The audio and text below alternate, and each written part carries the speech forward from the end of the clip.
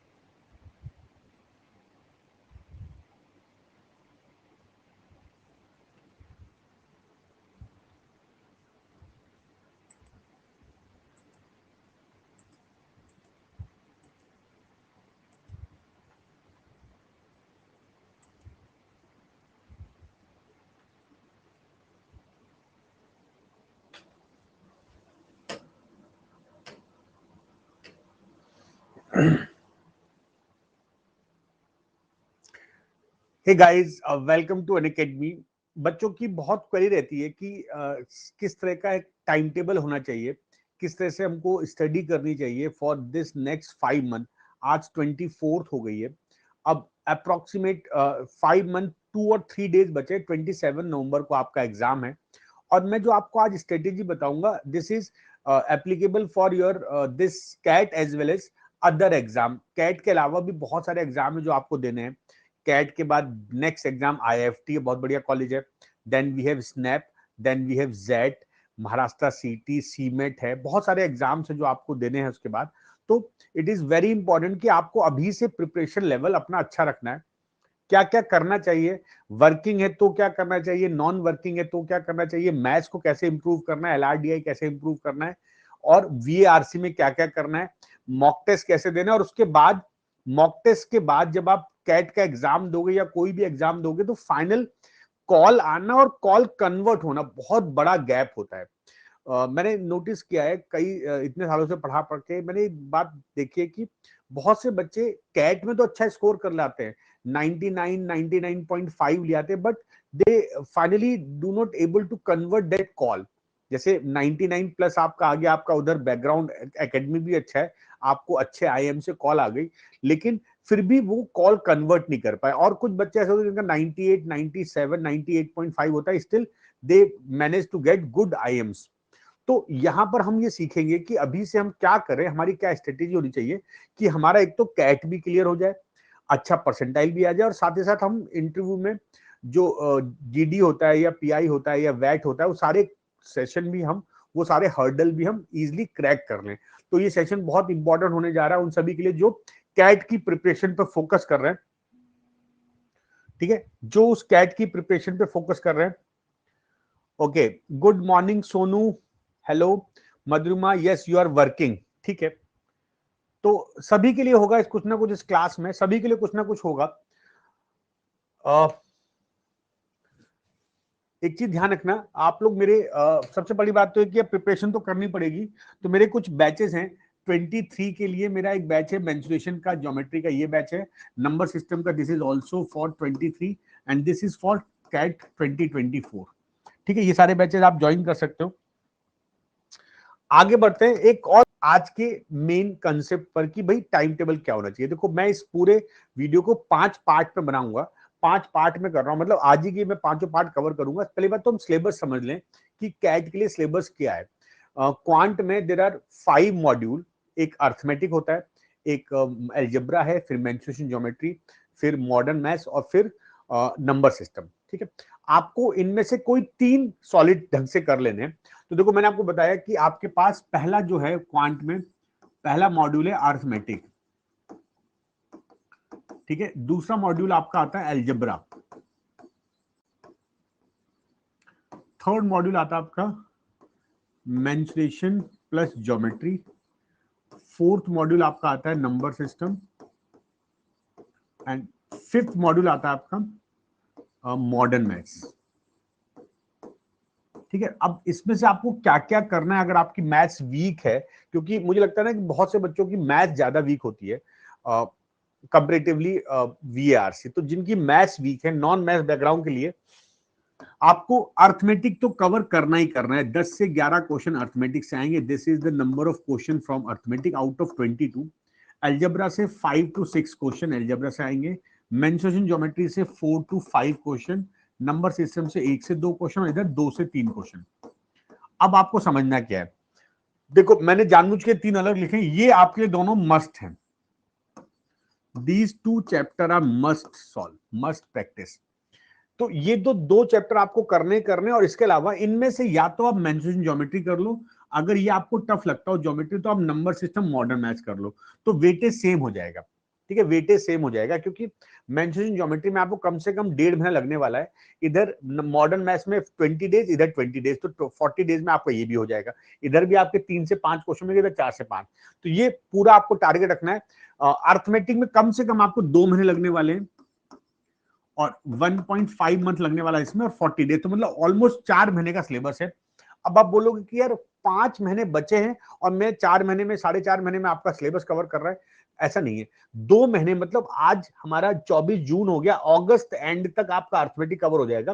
तो जब आपका अर्थमेटिक हो जाएगा तो आप मॉक टेस्ट देना स्टार्ट कर दोगे, साथ ही साथ अलजेब्रा पढ़ते रहोगे, क्योंकि जितना क्लोज लेके जाओगे उतना फायदा होगा आपको। तो ये तो हो गया सिलेबस। क्वांट में क्या क्या करना है, क्वांट में आपको ये सारी चीजें आपको करनी है, इनमें से ये मस्ट है, और ये आपको mention geometry, number system, modern maths, आपको इनमें से या तो 2 ये पार्ट कर लो या ये पार्ट कर लो। अब जो बच्चे सब्सक्रिप्शन ले चुके हैं उनके लिए क्या करना चाहिए, they can watch my video on arithmetic, recorded है वीडियो, वो देख सकते हो। अलजेब्रा भी मेरा कोर्स एक खत्म हो चुका, वो देख सकते हो। मेरे जुलाई में मेरे कुछ नए कोर्सेस आएंगे अर्थमेटिक के, तो वो सब आपको बहुत हेल्प करने जा रहा है। तो अर्थमेटिक हो गया, अलजेब्रा हो गया, ये मस्ट है। फिर मेंशन ज्योमेट्री इधर करना है आपको। ये तो हो गया क्वांट के बारे में। अब हम आते हैं LRDI। LRDI में देखो, DI और LR, अब आजकल जो कैट में क्वेश्चन आते हैं ना, वो रियल लाइफ बेस्ड क्वेश्चन आते हैं, रियल सिचुएशन बेस्ड क्वेश्चन आते हैं। जैसे जब आपने नीरज चोपड़ा ने भाला फेंक में ओलंपिक मेडल जीता था, तो उस पर बेस एक क्वेश्चन उस दिन उस ईयर में बना दिया था।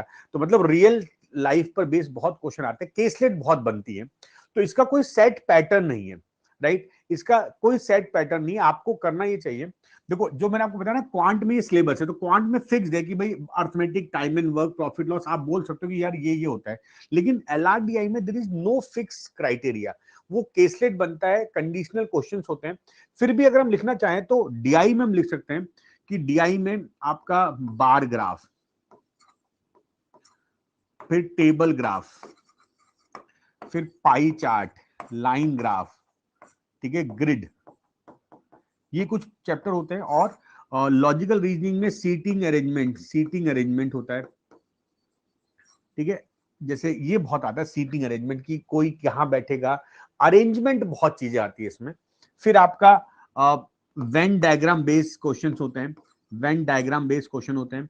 फिर आपका सीरीज बेस्ड क्वेश्चन होते हैं, एंड मेनी मोर, केसलेट बहुत बनती है।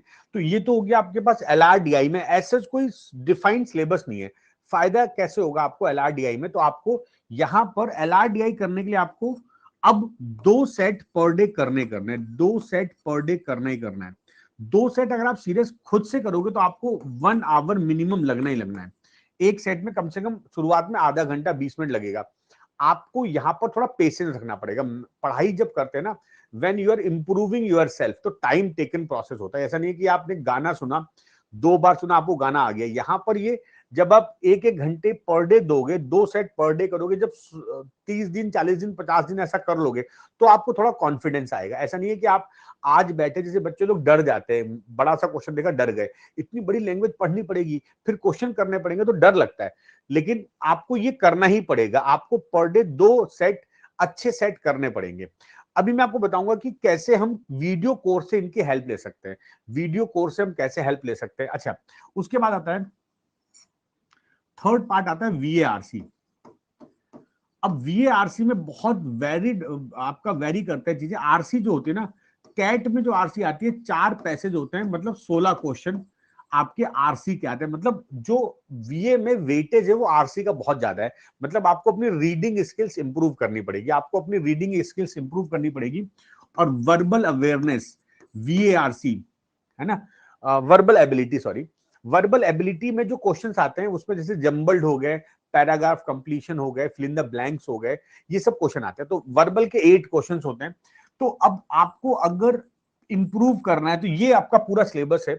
आरसी कैसे इंप्रूव होगी मैं आगे बताऊंगा, कैसे क्वांट करना है, क्या मटेरियल आपके पास होना चाहिए, और एलआरडीआई कैसे करोगे, कैसे वीडियो कोर्स से हेल्प होगी। अब हम बताते हैं आपको इनमें वीडियो कोर्स से कैसे हेल्प होगी। तो चलो आगे बढ़ते हैं, थोड़ा सा और चीजें में आते हैं। देखो भाई, क्वांट कैसे करना है आपको। देखो क्वांट में आपके पास पहली बात तो आपके पास कॉन्सेप्ट प्लस शॉर्टकट आपके रेडी होने चाहिए।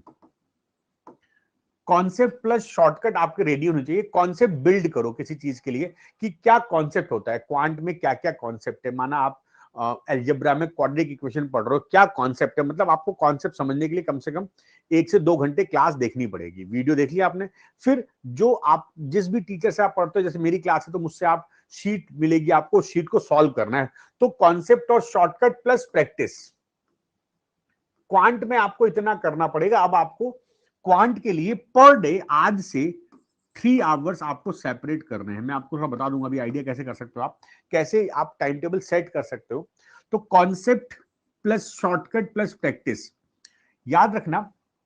जैसे मान लो कि आप एक चैप्टर पढ़ रहे हो, टाइम एंड वर्क या टाइम स्पीड डिस्टेंस पढ़ रहे हो, तो वहां पर एक कॉन्सेप्ट होता है आफ्टर मीटिंग, मिलने के बाद लगा टाइम।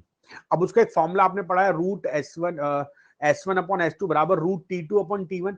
अब आपने फॉर्मूला तो पढ़ लिया, ठीक है, आपने कॉन्सेप्ट तो पढ़ लिया, शॉर्टकट भी देख लिया इसका, लेकिन प्रैक्टिस नहीं की। तो ये गारंटी है कि आप उस क्वेश्चन को आज याद है, 10 दिन बाद भूल जाओगे, फिर आप 20 दिन बाद तो बिल्कुल आपकी मेमोरी से वॉश आउट हो जाएगा। आपको कोई भी कॉन्सेप्ट अपने सबकॉन्शियस माइंड में डालना है ना। अच्छा, सबकॉन्शियस माइंड क्या होता है, जैसे आपने बहुत सारी चीजें पढ़ते हो, जैसे माना आपका बोर्ड का एग्जाम है, आपको इंग्लिश, या चलो मानो आप बोर्ड के एग्जाम में केमिस्ट्री पढ़ के गए, अब आपके दिमाग में सारे फॉर्मूले जो जो आपने पढ़ा था सुबह रात से लेकर सुबह तक, सब आपके दिमाग में बैठा हुआ है, सब है। लेकिन जब आप एग्जाम दोगे ना, तो आपको जो उस एग्जाम में रिक्वायर्ड है वही वो सबकॉन्शियस माइंड आपको उठा के दे देता है। यही तो मेमोरी का पावर होती है कि आपने सब कुछ पढ़ा हुआ है, लेकिन उस वक्त जो क्वेश्चन की रिक्वायरमेंट है वही आपको याद आएगा, राइट। तो जब आप कोई भी कॉन्सेप्ट पढ़ते हो, जैसे मैंने आपको एग्जांपल दिया meeting point, after meeting concept. अब आपने आफ्टर मीटिंग कॉन्सेप्ट पढ़ लिया, लेकिन आपने उस पर क्वेश्चन ज्यादा नहीं किए। कम से कम आफ्टर मीटिंग कॉन्सेप्ट को कम से कम 8-10 क्वेश्चन कर लो, ठीक है। जब आप 8-10 क्वेश्चन करके जाओगे तो आपको आइडिया होगा कि यार मैंने प्रैक्टिस की हुई थी, अब ये क्वेश्चन आया तो आप, और उसमें भी डिफरेंट डिफरेंट सिचुएशन पे बेस्ड क्वेश्चन करने चाहिए। और आपको ये क्वेश्चन मिलेंगे कहां से, तो मैंने आपको शुरुआत में वो दिया था ना अपना टेलीग्राम, वो अपना कम्युनिटी का लिंक, उस कम्युनिटी पर आपको सारी शीट्स मिल जाएंगी। और मैंने शीट्स ऐसी बनाई है कि टॉपिक वाइज शीट्स हैं, कॉन्सेप्ट वाइज शीट्स है, तो वो करोगे तो आपको कहीं ना कहीं कॉन्फिडेंस आएगा। तो कॉन्सेप्ट शॉर्टकट प्रैक्टिस, जब जो भी कॉन्सेप्ट पढ़ रहे हो, जैसे आपने पढ़ा होगा टाइम स्पीड डिस्टेंस में कॉन्सेप्ट होता है टू अर्ली टू लेट। अगर वो 12 किलोमीटर पर आवर से जाता है वो 10 मिनट लेट हो जाता है, अगर वो 15 किलोमीटर पर आवर जाता है 5 मिनट अर्ली पहुंचता है, तो बताओ व्हाट इज द डिस्टेंस। ऐसे क्वेश्चन कैट में 4 बार आए हुए हैं। तो जो क्वेश्चन ज्यादा आता है, जो कॉन्सेप्ट ज्यादा आता है, उस पर बेस क्वेश्चन भी ज्यादा करने चाहिए आप लोगों को। तो ये तो हो गया, प्रैक्टिस बहुत जरूरी है। अगर आप कोई भी वीडियो कोर्स देखते हो, अगर आपने 2 घंटे शॉर्टकट की क्लास की, तो कम से कम आपको 4 घंटे उस पर प्रैक्टिस करनी चाहिए। This is the main rule, जिससे आप कैट को क्लियर कर सकते हो, क्वांट में अच्छा इंप्रूव कर सकते हो। ये तो हो गया क्वांट के लिए, कॉन्सेप्ट शॉर्टकट प्रैक्टिस। कॉन्सेप्ट बताओ, शॉर्टकट बताओ, फिर आपने प्रैक्टिस की हुई, आप उसको क्लियर कर लोगे। अब आता है सेकंड पार्ट, LRDI। और याद रखना, एवरीथिंग इज प्रैक्टिस। देखो जैसे बोर्ड एग्जाम होता है ना, बोर्ड में तो आप 70% लिया हो, 60% लिया हो, 80% लिया हो, आपके लिए अच्छा है। लेकिन जब हम कंपटीशन में आते हैं, तो कंपटीशन में आपको, जैसे मान ले कि IIM में, टॉप IIM में टोटल 5000 वो है सीट्स, तो आपको 5000 से ऊपर रहना पड़ेगा, टॉप 5000 में आना पड़ेगा, तभी आपको अच्छी सीट मिलेगी। तो उसके लिए क्या करना चाहिए, आप जितना पढ़ोगे उतना कम है, जितना प्रैक्टिस करोगे उतना कम है। तो यही यही की है, यही की है कि आपको प्रैक्टिस करनी चाहिए, यही की है इस वक्त, केवल और केवल यही की है कि आपको प्रैक्टिस करते रहना चाहिए। तो LRDI में आपको 1 से 2 सेट पर डे करना है। एक और मैं आपको बताता हूं, इस LRDI में अगर आप LRDI की प्रिपरेशन कर रहे हो, तो वीडियो कोर्स में जब आप किसी टीचर की वीडियो देखते हो, तो कहीं ना कहीं वहां पर आपको, आपके माइंड को मैनिपुलेट हो जाता है कि भाई टीचर ने जो बोला, आपका दिमाग भी उधर चले लगता है। तो कोशिश ये क्या करो कि पहले जो भी टीचर पढ़ा रहा है, पहले उसकी PDF डाउनलोड कर लो, क्योंकि अनअकैडमी में एक ऑप्शन होता है ना कि you can download the PDF. तो जब आप पीडीएफ डाउनलोड कर लोगे ना, तो आप उस क्वेश्चन को खुद से ट्राई करना शुरू करो without help of the teacher. पहले खुद से सॉल्व कर लो। मैंने आपको बोला 2 सेट, तो 20 मिनट 30 मिनट एक सेट पे लगाओ, 2 सेट करो 1 घंटे में, फिर देखो टीचर ने उसको कैसे एक्सप्लेन किया है। पहली बात तो खुद से आंसर मार्क करो, फिर देखो टीचर ने क्या करा है, क्योंकि आपका बहुत टाइम सेव होगा। जितना 2 घंटे की क्लास देख के करोगे आप, और याद रखना ज्यादा वीडियो देख देख के करोगे तो कोई फायदा नहीं होगा, आपको खुद से प्रैक्टिस करनी पड़ेगी। तो आपको अगर एलआरडीआई में कमांड करना है, 102 सेट खुद से करने हैं, ठीक है। ये हो गया आपका एलआरडीआई। अच्छा, 1 से 2 सेट करोगे प्लस वीडियो सोल्यूशन देखो, तो आपको 2 घंटे लगने वाले हैं इस पूरे दिन में इस काम के लिए। तो 3 घंटे क्वांट में, 2 घंटे आपको एलआरडीआई में। In this video class is also included. 1 घंटा आपने खुद के, 1 घंटे वीडियो देखा। इधर 3 घंटे में 1 घंटे 2 घंटे वीडियो देखो, 1 घंटे खुद से प्रैक्टिस करो। मैंने जो क्लास की सेटिंग ऐसे की हुई है कि एक दिन क्लास लूंगा, एक दिन आपका ऑफ होगा। तो एक दिन जब क्लास लेंगे तो 2 घंटे क्लास, 1 घंटे रिवीजन, और अगले दिन 3 घंटे आपको प्रैक्टिस करनी है। तो वो ब्रेक दिया हुआ है मैंने, और संडे भी छुट्टी रहती है आप लोगों की। तो ऐसे 3 दिन क्लास, 3-4 दिन पढ़ाई, बहुत जरूरी है। अच्छा, अब हम आते हैं वीआरसी। वीआरसी में आपको मैंने बताया था आरसी के 16 क्वेश्चन, तो आपको आरसी पे वर्क करना है। तो एडिटोरियल, आपको एडिटोरियल करना है। द हिंदू मिल जाए उसका करो, इकोनॉमिक टाइम, बिजनेस टाइम पढ़ो, और उसके अलावा टाइम्स ऑफ इंडिया। हिंदू का आपको 4 पेज जरूर पढ़ने, तो फ्रंट पेज पढ़ना है, एडिटोरियल पढ़ना है, स्पोर्ट्स पढ़ना है, और उसका बिजनेस कॉलम पढ़ना। तो ये 4 पेज तो परमानेंट आपको पढ़ने ही पढ़ने।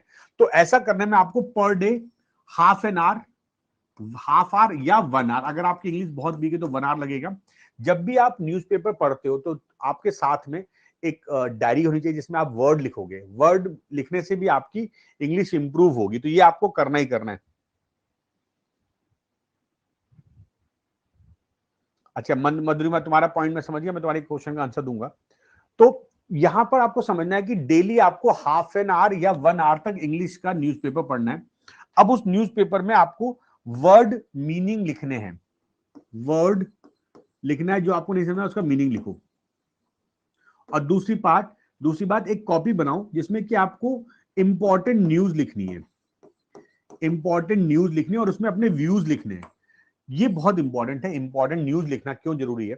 बिकॉज जब आप कैट का एग्जाम दोगे ना, कैट में आपका रिजल्ट आ गया, माना आपका 99 परसेंटाइल आ गया, आपको आपके पास अच्छे अच्छे टॉप आईएम से कॉल आ गई, फाइनली आपको पहले तो रिटन आपका कैट एग्जाम होगा, रिटन एग्जाम, फिर आपका जीडीपीआई होगा, ठीक है। Do you know 90% college CAT के स्कोर की 40% वेटेज देते हैं, 60% they give weightage to GDPI.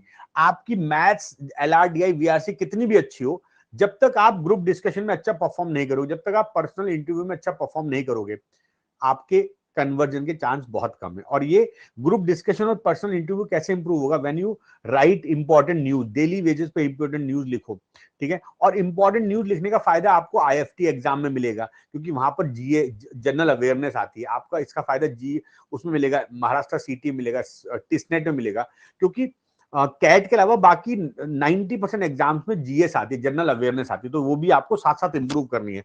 तो यहां पर ऐसा नहीं है कि आप केवल वर्बल कर रहे हो, आपको न्यूज भी ढंग से समझनी है, न्यूज का एसेंस समझना है, मीनिंग समझना है वर्ड्स के, क्योंकि वो आपको जीडीपीआई में हेल्प करेगा। तो अगर आप ऐसा काम करो तो आपको 1 आवर टू 2 आवर्स लगने वाले इंग्लिश में। तो ओवरऑल पर डे का आपका टाइम टेबल हो गया 3 घंटे यहां पर, 2 घंटे यहां पर, 5 और 2 7, 6 से 7 घंटे आपको पर डे सीरियस एफर्ट देना है। मतलब जब आप 6 से 7 घंटे पढ़ रहे हो तो मोबाइल आपका ऑफ होना चाहिए, या तो साइलेंट मोड पे लगा दो, या उसको एयरप्लेन मोड पे लगा दो। मतलब आपको डिस्टरबेंस कम से कम हो। 24 घंटे में केवल 7 घंटे, 17 घंटे आप बाकी काम कर सकते हो, 7 घंटे आपको अपने अपने को इंप्रूव करने में देना है। ये हो गया। अब आप बोलोगे सर टाइम टेबल सेट कैसे करें? तो मैंने आपको टाइम बता दिया। अब कुछ बच्चे होते हैं जो मॉर्निंग में पढ़ते हैं, कुछ बच्चे नाइट में पढ़ते हैं, कुछ जॉब वाले होते हैं, कुछ फ्री होते हैं, तो वो डिपेंड करता है, आप अपने हिसाब से अपना टाइम टेबल सेट करोगे। एक क्वेश्चन पूछा है मधुरिमा दास ने कि सर क्या 4 साल की एक्सपीरियंस का नेगेटिव मार्क होता? नहीं, ऐसा नहीं है। वहां पर ये होता है कि अगर आपका 0 से 1 ईयर का एक्सपीरियंस आपको मिलते हैं 2 मार्क्स, 1 ईयर से 2 ईयर आपको मिलते हैं 3 मार्क्स, 2 ईयर थोड़ा आगे पीछे हो जाता है, वो आप चेक कर लेना। 36 मंथ में आपको 5 मार्क्स मिलते हैं, उसके बाद डिक्रीज होना स्टार्ट होता है।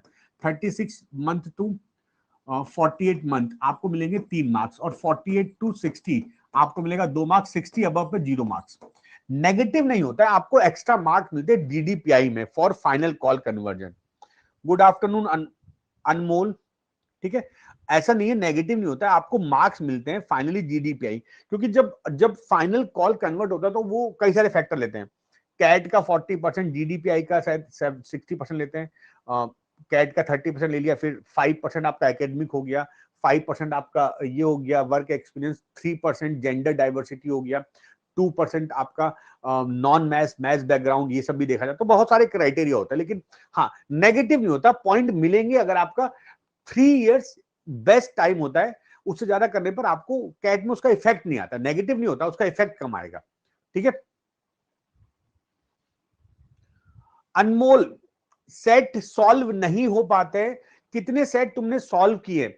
शुरू में सेट जब करोगे तो 1 2 10 15 20 सेट करोगे, नहीं होंगे, लेकिन जब आप बाद में जब आप 50 सेट कर लोगे तो शायद आपको कमेंट आप कनेक्ट करना सीख जाओगे। तो ये चीजें थोड़ी टफ होती हैं, इवन अच्छे अच्छे स्टूडेंट एलआरडीआई के सेट शुरुआत में नहीं कर पाते हैं। आप लगे रहो, ठीक है। आपने वो पिक्चर देखी माझी माउंटेन मैन, दशरथ माझी की जो कहानी है, उसने बोला कि जब तक तोड़ेंगे नहीं तब तक छोड़ेंगे नहीं।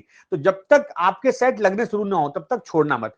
बस तरीका ये अपनाओ कि हम लोग, पता है आप लोग गलती क्या कर लेते हो, तो गलती ये करते हो कि आप जैसे ही वीडियो देखा, जैसे आपने सेट देखा, वीडियो देखा, सॉल्यूशन देखा, छोड़ दिया, आपने अपना दिमाग नहीं लगाया, और ये फिर कभी हेल्प इंप्रूव नहीं होगा।